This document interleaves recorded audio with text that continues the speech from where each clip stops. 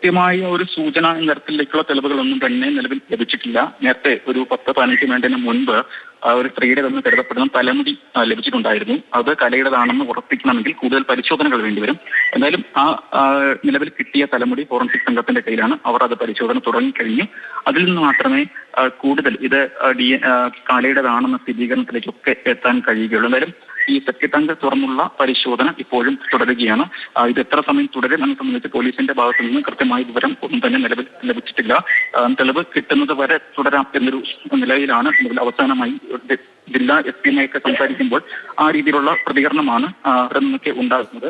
എന്തായാലും 2 മാസം മുൻപാണ് ഇത്തരത്തിൽ പോലീസിനെ ഒക്കെ അമ്പരപ്പിച്ചുകൊണ്ട് ഒരു ഊമക്കത്ത് അമ്പലപ്പുഴ സ്റ്റേഷനിലേക്ക് വരുന്നത്. ആ ഊമക്കത്തിൽ പറയുന്നത് കലയുടെ ഭർത്താവായ അനിലും അതുപോലെ തന്നെ ബന്ധുക്കളും ഒക്കെ ചേർന്ന് 5 പേരെ ചേർന്ന് കൊലപ്പെടുത്തി, കാറിൽ വെച്ച് ഷോൾ ഉപയോഗിച്ച് കഴുത്തി ഞെരിച്ച് കൊലപ്പെടുത്തി എന്നുള്ള കാര്യമാണ് ഈ കത്തിൽ പറയുന്ന രത്നചുരുക്കം എന്ന് പറയുന്നത്. എന്നാലും അത് പോലീസ് ഒരുപക്ഷെ ഒരു ഊമക്കത്തായിരുന്നു. പോലീസിന് കിട്ടിയ സമയത്ത് തന്നെ പോലീസിന് അത് അവഗണിച്ച് കളയാവുന്ന ഒരു കാര്യമായിരുന്നു. കാരണം എത്രയോ കേസുണ്ട്. പക്ഷെ ആ പോലീസ് ഈ കേസിന് പിന്നാലെ പോയി കലയ്ക്ക് എന്ത് സംഭവിച്ചു, 15 വർഷം മുമ്പ് കലയ്ക്ക് എന്താണ് സംഭവിച്ചതെന്ന് സംബന്ധിച്ച് പോലീസ് കൂടുതൽ അന്വേഷണം നടത്തി. എന്തായാലും 2 മാസം കൊണ്ട് പോലീസ് ഈ വിഷയത്തിൽ വളരെ ഊർജ്ജസ്വലമായ രീതിയിലാണ് അന്വേഷണം നടത്തിയതെന്ന് നമുക്ക് പറയേണ്ടി വരും. ആ രീതിയിലാണ് 5 പേരെയും കസ്റ്റഡിയിലെടുത്തത്. പോലീസ് നിലവിൽ കലയുടെ ഭർത്താവ് ഇസ്രായേലിലാണ് ജോലി ചെയ്യുന്നത്. ഏകദേശം 3 മാസം മുൻപാണ് ഇയാൾ ഇസ്രായേലിലേക്ക് പോയതെന്നാണ് നമുക്ക് ലഭ്യമാകുന്ന വിവരം എന്ന് പറയുന്നത്. എന്തായാലും ഇസ്രായേലിൽ നിന്ന് ഇയാളെ നാട്ടിലേക്ക് എത്തിക്കാനുള്ള അന്വേഷണവും സമാന്തരമായി തന്നെ പോലീസിന്റെ ഭാഗത്തു നിന്ന് നടക്കുന്നുമുണ്ട്. എന്തായാലും ഇതുമായി ബന്ധപ്പെട്ട് എങ്ങനെയാണ് ഈ ഊമക്കത്ത് പോലീസ് സ്റ്റേഷനിലേക്ക് എത്തിയതെന്ന് സംബന്ധിച്ച് 2 സാധ്യതകളാണ് നിലവിലുള്ളത്. ഒന്ന്, ഈ 5 പേരും ചേർന്ന് മദ്യപിക്കുന്നതിനിടയിൽ പരസ്പരം പൊങ്ങച്ചം പറയുന്നത് പോലെ, വീരവാദം പറയുന്നത് പോലെ ആരോ ഒരാൾ പലപ്പോഴും കഴിഞ്ഞ കുറച്ച് കാലങ്ങളായി ചിലർ ഈ കലയുടെ കൊലപാതകം എടുത്ത് മദ്യപിച്ച് ഒരു ഘട്ടം കഴിയുന്ന സമയത്ത് പറയുന്നുണ്ടായിരുന്നു.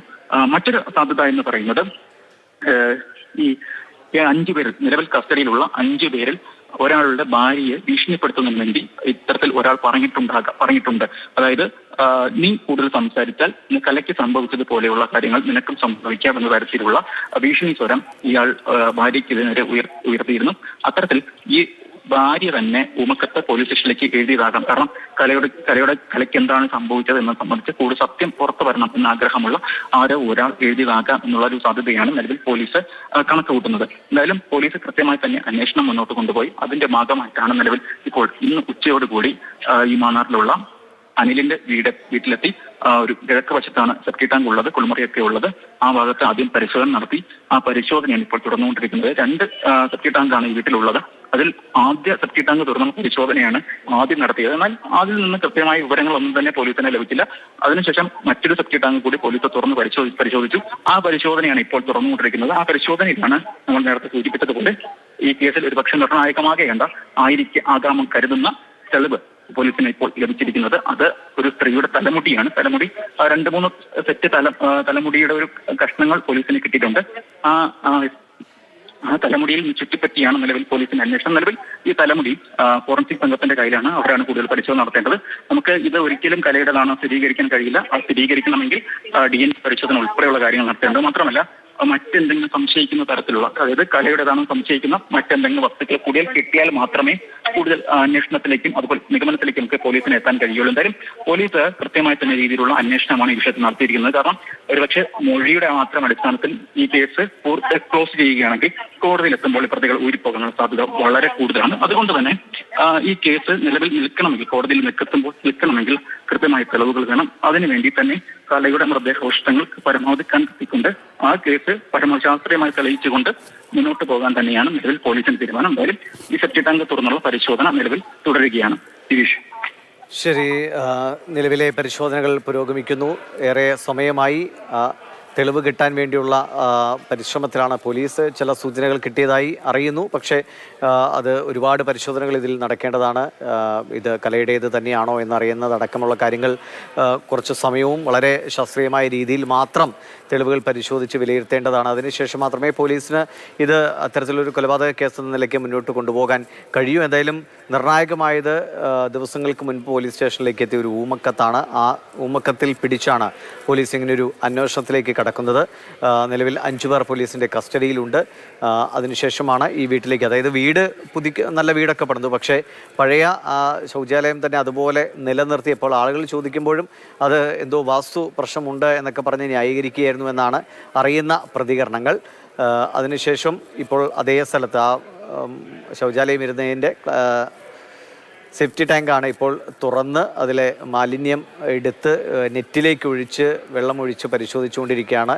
ഇപ്പോൾ അവിടെയാണ് ഈ കലയുടെ മൃതദേഹം കുഴിച്ചിട്ടതെങ്കിൽ കൃത്യമായ തെളിവുകളായി അസ്ഥികളോ അല്ലെങ്കിൽ മുടിയോ അങ്ങനെ എന്തെങ്കിലും കൃത്യമായ ഒരു തെളിവുകൾ കിട്ടാതിരിക്കില്ല എന്നൊരു നിഗമനത്തിൽ തന്നെയാണ് പോലീസ് ഇപ്പോൾ ഉള്ളത്. ഷിനോജ് തുടരുന്നുണ്ട്. ഷിനോജ്, ഇപ്പോൾ കൃത്യമായി ഈ കസ്റ്റഡിയിലുള്ള 5 പേർ, അവർ ഈ കലയുടെ ഭർത്താവ് അനിലുമായിട്ട് അവരുടെ ബന്ധം എങ്ങനെയാണ്? ഇവർ ഈ കൊലപാതകം എല്ലാവരും ചേർന്നാണ് കൊലപാതകം നടത്തിയതെന്നാണോ വിവരങ്ങൾ? അതോ അനിൽ കൊലപാതകം നടത്തിയ ശേഷം ഇവരുടെ സഹായം തേടിയതാണോ? കൃത്യമായി ഉറപ്പിക്കാവുന്ന തരത്തിൽ പല അഭ്യൂഹങ്ങളും വരുന്നുണ്ടെങ്കിലും ഉറപ്പിക്കാവുന്ന വിവരങ്ങൾ ഏതൊക്കെയാണ്? ഉറപ്പിക്കാവുന്ന വിവരങ്ങളൊന്നും തന്നെ നിലവിൽ പോലീസ് നമ്മളോട് പങ്കുവച്ചിട്ടില്ല. എങ്കിലും ലഭ്യമാകുന്ന വിവരം, അതായത് ഈ ഊമക്കത്തിന്റെ അടിസ്ഥാനത്തിലും പോലീസ് അനധികമായി നൽകുന്ന വിവരത്തിന്റെ ഒക്കെ അടിസ്ഥാനത്തിൽ ലഭിക്കുന്ന വിവരം എന്ന് പറയുന്നത്, ഈ കല ഇവിടെ നിന്ന് ഇറങ്ങിപ്പോയി. അവർ കുട്ടനാടിലൊക്കെ കാറിലാണ് കറങ്ങാൻ പോയത്. ഈ 5 പേർക്കൊപ്പമായിരുന്നു പോയത്. ആ സമയത്ത് കലയ്ക്ക് ഭക്ഷണമൊക്കെ കഴിച്ച് കുട്ടനാടിൽ പോയി ഭക്ഷണമൊക്കെ കഴിച്ച് തിരികെ വരുന്ന സമയത്ത് കാറിൽ വെച്ച് തന്നെ ഷോൾ വേവിച്ച് കഴുത്ത് ഞെരിച്ച് കൊലപ്പെടുത്തുകയായിരുന്നു എന്നുള്ള ഒരു വിവരമാണ് ഈ ഊമക്കത്തിൽ ഉള്ളത്. അതിൽ പിന്തുടർന്ന് തന്നെയാണ് പോലീസ് ഈ 5 പേരെ കസ്റ്റഡിയിലെടുത്ത് അവരെ വേറെ ഇരുത്തി 2 ദിവസത്തോളം ഉൾപ്പെടെ ചോദ്യം ചെയ്തു. ആ ചോദ്യം ചെയ്യലിലാണ് നിലവിൽ ഇപ്പോൾ നിർണായകമായ വിവരങ്ങളൊക്കെ തന്നെ ലഭിച്ചിരിക്കുന്നത്. പലർക്കും ഈ വിഷയവുമായി ബന്ധപ്പെട്ട് അറിയാമായിരുന്നു, അതായത് അനിലിന്റെ ബന്ധുക്കൾക്കുൾപ്പെടെ ഈ വിഷയവുമായി ബന്ധപ്പെട്ട് അറിയാമായിരുന്നു എന്ന സൂചന കൂടി നിലവിൽ പുറത്തു വരുന്നുണ്ട്. പക്ഷേ ഇതിലൊന്നും ഔദ്യോഗികമായ സ്ഥിരീകരണം നിലവിൽ നമുക്ക് ലഭ്യമായിട്ടില്ല. ഈ 5 പേരെന്ന് പറയുന്നത് അനിലിന്റെ ബന്ധുക്കൾ ആരൊക്കെയാണെന്ന് സൂചന, അതായത് അനിലിന്റെ സഹോദരങ്ങളാണ്, അതായത് സ്വന്തം സഹോദരങ്ങളല്ല, ഇവരുടെ കസിൻസ് എന്നൊക്കെ പറയുന്ന പോലെ അവരുടെ അച്ഛന്റെ സഹോദരങ്ങൾ, ആ രീതിയിലുള്ള ബന്ധുക്കളാണ് ഇവർ എന്നാണ് ലഭ്യമാകുന്ന വിവരം എന്ന് പറയുന്നത്. ഇവരുടെ വീട് ഈ നിലവിൽ അനിലിന്റെ വീടിന് തൊട്ട് സമീപത്ത് തന്നെയാണ് ഈ 5 പേരുടെയും വീടൊക്കെ ഉള്ളത്. ഈ 5 പേരെയും വേറെ ഇരുത്തി നടത്തിയ ചോദ്യം ചെയ്യലിലാണ് ഈ നിർണായകമായ പല മൊഴികളും ഒക്കെ ഇപ്പോൾ പുറത്തു വന്നിരിക്കുന്നത്. എന്തായാലും ശാസ്ത്രീയമായി ഈ വിഷയത്തിൽ ഇതൊരു തിരോധാന കേസ് എന്നതിനപ്പുറത്തേക്ക് ഒരു കൊലപാതകമാണ് എന്നത് സ്ഥിരീകരിക്കണമെങ്കിൽ നിർണായകമായ പല തെളിവുകളും പുറത്തു വരേണ്ടതുണ്ട്. പ്രത്യേകിച്ച് മൃതദേഹാവശിഷ്ടം കിട്ടണം. അത് കിട്ടുന്നതിന് വേണ്ടിയുള്ള പരിശോധനയാണ് നിലവിൽ പുരോഗമിക്കുന്നത്. അത് ഏകദേശം ലഭിക്കുന്ന വിവരമെന്ന് പറയുന്നത് ഒരു എത്രത്തോളം ഇന്ന് തന്നെ പരമാവധി തെളിവുകൾ കണ്ടെത്തിയാൽ മാത്രമേ ഈ കേസിൽ സംബന്ധിച്ച് കൂടുതലുള്ള ഔദ്യോഗികമായ പ്രതികരണങ്ങളൊക്കെ പോലീസിന്റെ ഭാഗത്തുനിന്ന് ഉണ്ടാവുകയുള്ളൂ.